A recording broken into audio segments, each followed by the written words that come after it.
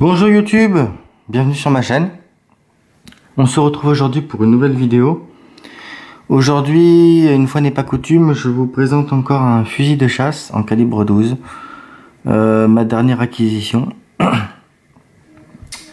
On va dire qu'il y a quelques temps, j'ai dû changer de fusil de chasse, donc de fusil en calibre 12.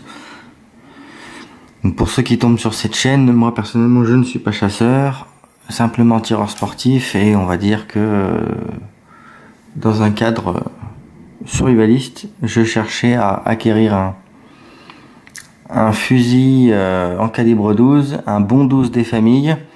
Et comme certains le savent ici sur ma chaîne, moi je suis pas fanat des fusils à pompe.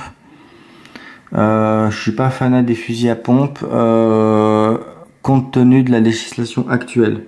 Et comment dirais-je, le fusil à pompe c'est ni plus ni moins qu'un fusil à répétition.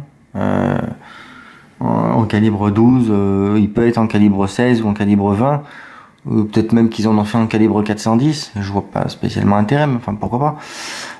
Bon, ça a un intérêt peut-être pour certaines personnes, peut-être dans certaines circonstances, notamment les personnes qui débutent le tir. Et j'ai bien dit qu'ils débutent le tir et qui vont tirer avec. Si vous débutez le tir, si vous avez une licence de tir, que vous avez un fusil à pompe et que vous vous en servez pas, c'est pas la peine. Je trouve que c'est même dangereux. Vous prenez le bon 12 APP et ça va très bien. Voilà, à deux coups, un juxta ou un superposé ou même un monocoup, et ça va très bien. Donc les personnes qui me suivent depuis un certain moment sur ma chaîne ont vu, fut un temps, un fusil de marque Franchi. C'était le modèle 500. Pour ceux qui ne l'ont pas vu, je vous remettrai donc éventuellement le lien dans la description pour que vous puissiez le voir. Et n'ayant plus ce fusil, je voulais me reprendre un fusil semi-auto. Alors certains vont me dire, oui, mais t'as le Baikal MP155. Oui, mais pour certaines raisons que j'exposerai pas ici, et notamment le fait que il y ait dessus un système cut-off. Pour moi, le Baikal MP155 c'était niette. Alors je sais, c'est sans doute très bien, c'est sans doute très fiable, mais moi un semi-auto avec un cut-off, c'est non. Pourquoi? Je vous montrerai au stand de tir. Je peux pas vous le montrer ici. J'ai pas de munitions, j'ai pas de cartouches de manipulation. Et je vais pas m'amuser à mettre des munitions réelles dans mon arme au sein du domicile. Voilà, si on peut éviter, c'est mieux. Donc on va quand même contrôler que cette arme soit vide, et ensuite on va continuer le speech. Donc pour contrôler que cette arme est vide, sur le précédent modèle, je vous avais montré que on pouvait simplement appuyer sur la planchette élévatrice pour la baisser. En appuyant dessus. Exactement comme d'ailleurs sur un fusil à pompe. Sur ce modèle-là, on ne peut pas. Mais le bouton pour baisser la planchette, pour déverrouiller la planchette élévatrice est assez bien situé, puisqu'il est situé ici. Donc on appuie ici. Sur ce bouton, je baisse ma planchette élévatrice et je mets le doigt à l'intérieur du magasin où je regarde visuellement qu'aucune munition n'est chambrée. Je vais vous faire une blague typiquement beauf, parce que il paraît que c'est mal vu, donc si c'est mal vu, on va le faire, voyez-vous. Est-ce que vous savez quelle est la différence entre une femme et une arme? Allez, je vous laisse quelques secondes. Vous savez ou pas? Vous savez pas? Il y en a pas. Il n'y a pas de différence entre une... Vous savez pourquoi? Ça fonctionne tout au doigté. Voilà. C'était la blague d'enculé de la minute. Je vous l'ai faite, celle-ci. On m'avait dit de pas la faire. On m'avait dit de pas la faire. C'est pour ça, du coup, que je vous la fais. Bon. Du coup, on va regarder à l'intérieur du magasin. On constate qu'aucune munition n'est chambrée. On relâche donc la planchette élévatrice. On actionne à l'aide du doigt d'armement ici la culasse, on constate qu'une munition est chambrée, parce que c'est bien connu que je suis un utilisateur incompétent. Non, je déconne. On constate bien sûr qu'aucune munition n'est chambrée.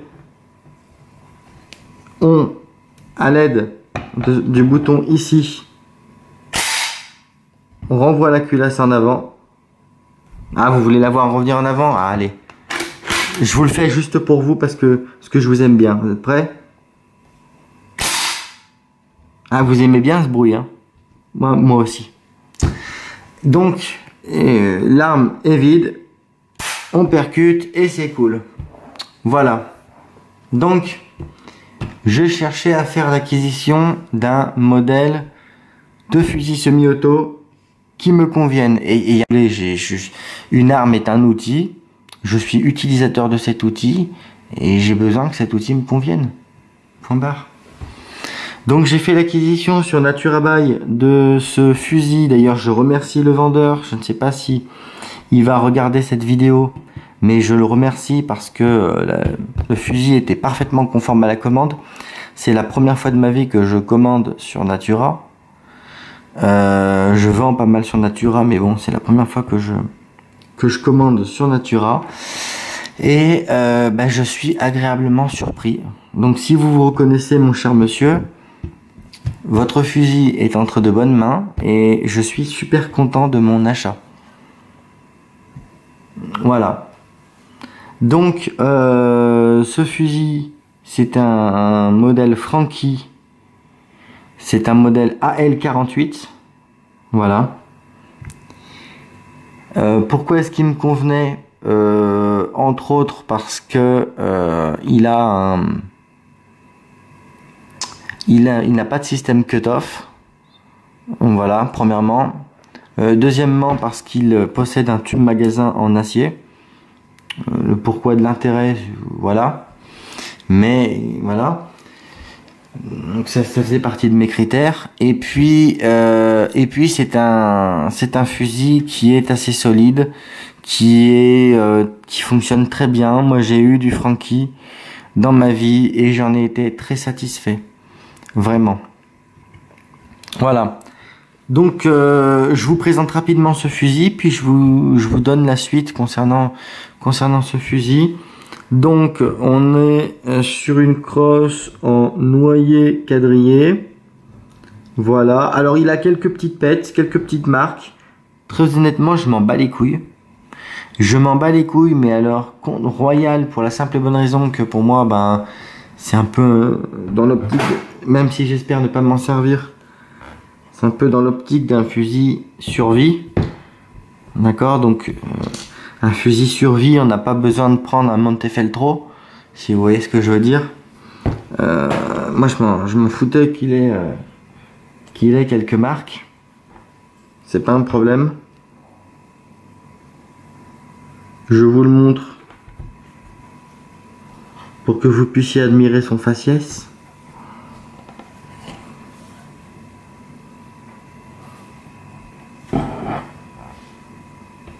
Alors c'est pas évident comme ça, vous le verrez peut-être. Voilà. Et puis on a un choc 3/4 full. Donc ce fusil, vous le verrez un petit peu mieux en photo, puisque je vous ai fait des photos pour le démontage, parce que là je suis sur une petite table, donc là pour vous faire le démontage c'est la merde, c'est trop galère, et si c'est pour que vous n'y voyez rien, c'est pas la peine. Donc je vous ai tout fait le démontage par étape par étape, en photo.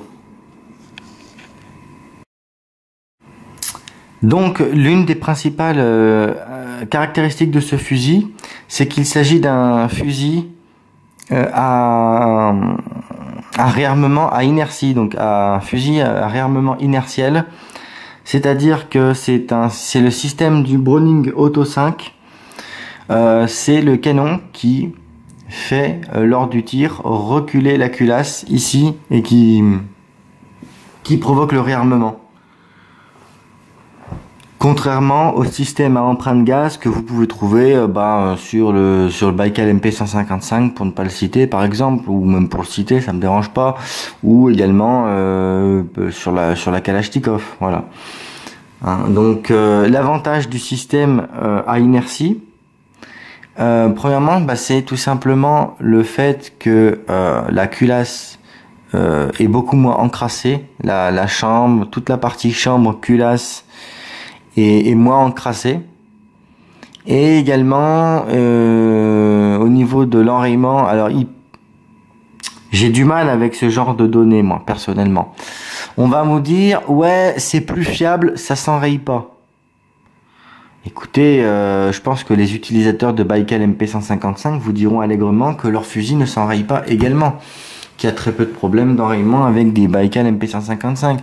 Donc théoriquement, je dis bien théoriquement, ce genre de fusil serait censé moins s'enrayer qu'un système à empreinte gaz. Je pense que, à titre personnel, je pense que c'est pas tout à fait vrai.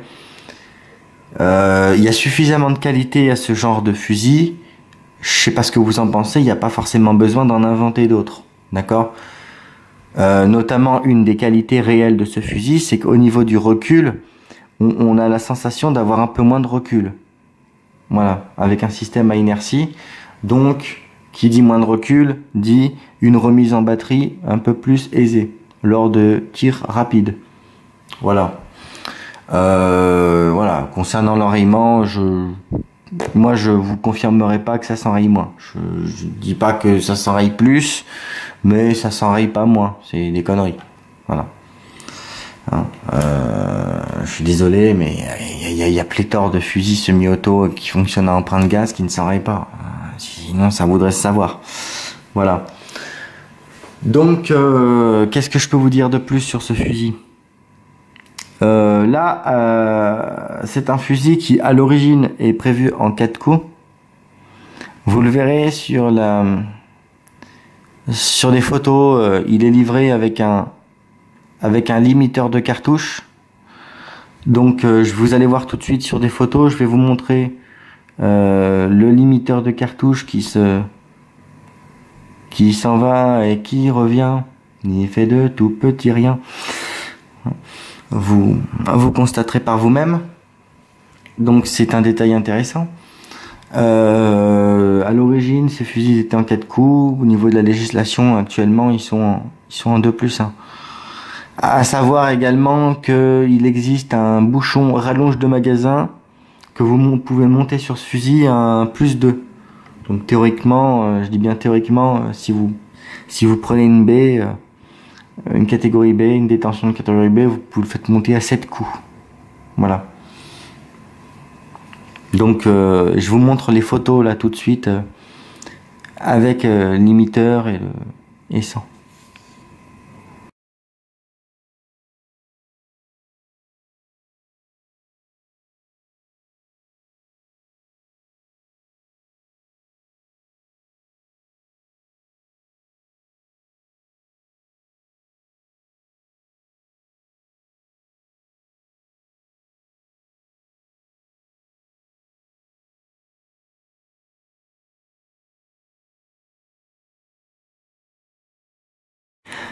Concernant le démontage de ce fusil, je vais également, c'est un fusil qui est assez simple de démontage pour ce qu'on appelle un démontage de nettoyage ou un démontage vraiment très facilité, un démontage de campagne, hein, si je puis dire quasiment.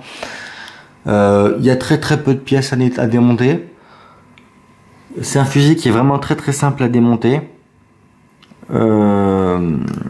On commence déjà pour le démontage par dévisser le tube magasin ici. Voilà. Ici, on commence par dévisser le tube magasin.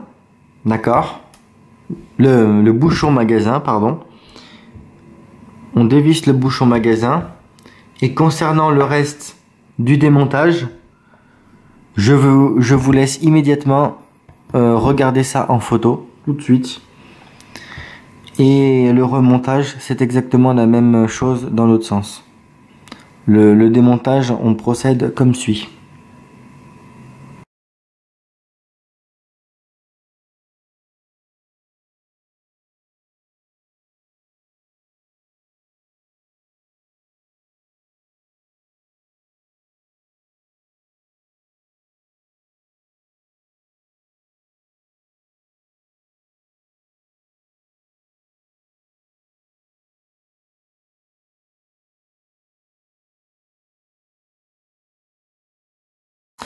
Sinon, j'ai rien de plus à dire sur ce fusil.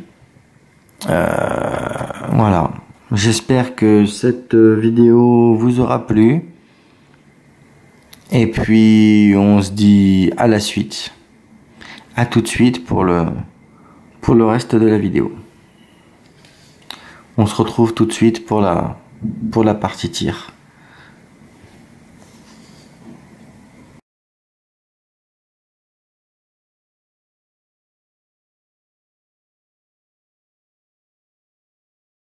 Donc on se retrouve au stand pour la deuxième partie de la vidéo concernant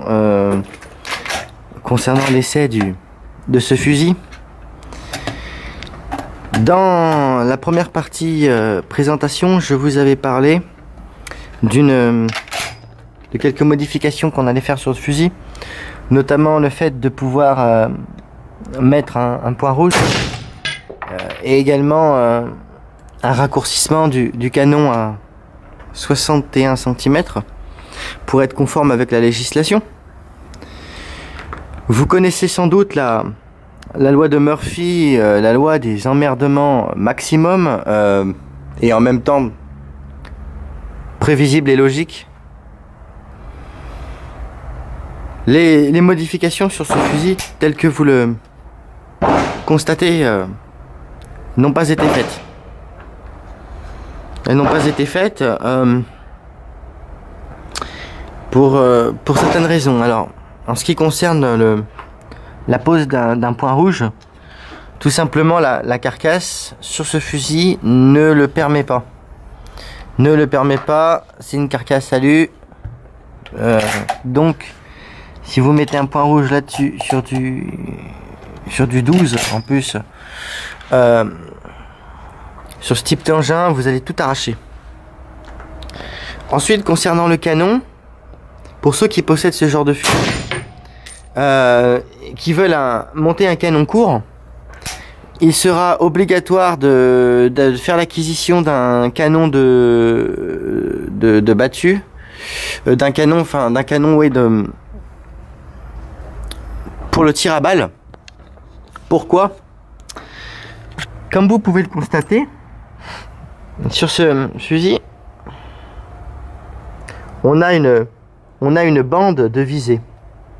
D'accord? Si vous coupez le canon, admettons ici, vous allez laisser la bande de visée ne sera pas tenue. Regardez, la bande de visée, comme vous pouvez le constater, elle est tenue au bout du canon. Elle est soudée au bout du canon. Et d'ailleurs, là, vous voyez le guidon et le canon. D'accord? Si vous raccourcissez le canon, admettons ici,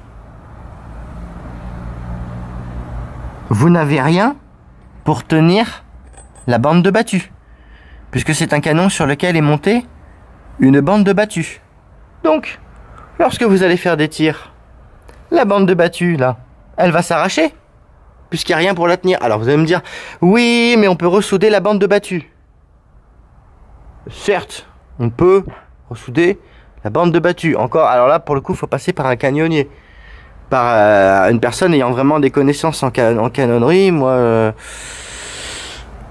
le problème, c'est que des armuriers véritables en France, il y en a de moins en moins. Et c'est un bordel sans nom. Donc il sera plus simple finalement de faire l'acquisition d'un autre canon prévu pour le tir à balle, avec simplement un guidon qui ne serait pas donc pourvu de bande de battu, et de pouvoir par la suite raccourcir le canon à la distance légale. D'ailleurs, parfois même, ces canons sont vendus avec une longueur de 61 cm, donc il n'y a même pas besoin de les raccourcir. Voilà. Bon, ceci étant, le fusil il est plutôt sympa, j'ai déjà tiré quelques coups avec. On va l'essayer et on va regarder ce que ça donne. À tout de suite.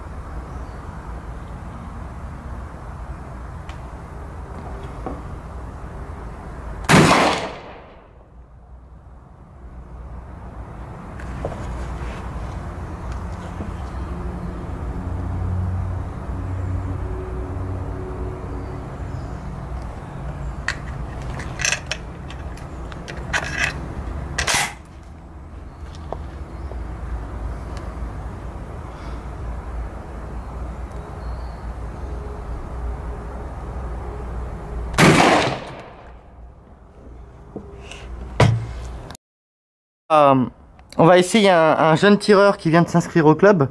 On va le laisser essayer cette arme. C'est d'ailleurs peut-être un des volets que je mettrai en aspect sur ma chaîne. Quand j'amènerai une arme à essayer au stand, de la faire essayer à un tireur qui souhaite l'essayer. Alors bah écoute mon ami, c'est quand tu veux.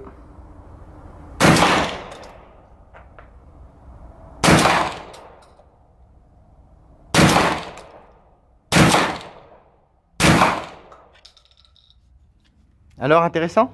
Ouais, pas mal. Donc pour essayer ce fusil, on a utilisé des slugs tacticales, hein. Donc c'est des munitions que j'ai eues, c'est des munitions qui proviennent d'un déstockage. Et pour tout vous dire, c'est des munitions qui m'encombraient plus qu'autre chose. Voilà à quoi ça ressemble, hein. C'est ça. Voilà pour ceux qui ne connaissent pas. J'avais ça qui traînait et je me suis dit c'est l'occasion d'aller les cramer. Voilà, bon, on va faire encore quelques tirs très rapidement et puis on va voir ce que ça donne, hein. Après on va passer rapidement à la conclusion parce que il n'y a pas des masses de trucs à dire, hein. Donc qu'est-ce qu'on a à dire sur ce fusil? Alors le système à inertie c'est super sympa, moi j'aime bien. Voilà, c'est un système, on sent qu'il y a un petit peu moins de recul. Voilà ce que j'ai à en dire concrètement sur ce fusil. C'est un bon achat, c'est une bonne acquisition que je vous conseille de faire si vous en avez la possibilité. En ce qui me concerne, moi je suis plus semi-auto que pompe. Voilà. J'ai pas grand chose à dire de plus. C'est une arme qui est fun. C'est une arme qui est vraiment très très sympathique. Je vais continuer à faire quelques tirs. Et puis quant à moi, j'espère que cette vidéo vous aura plu. Et ben, on se dit à la prochaine pour une nouvelle vidéo. Selon la formule consacrée. Et bonne semaine. Et bon tir.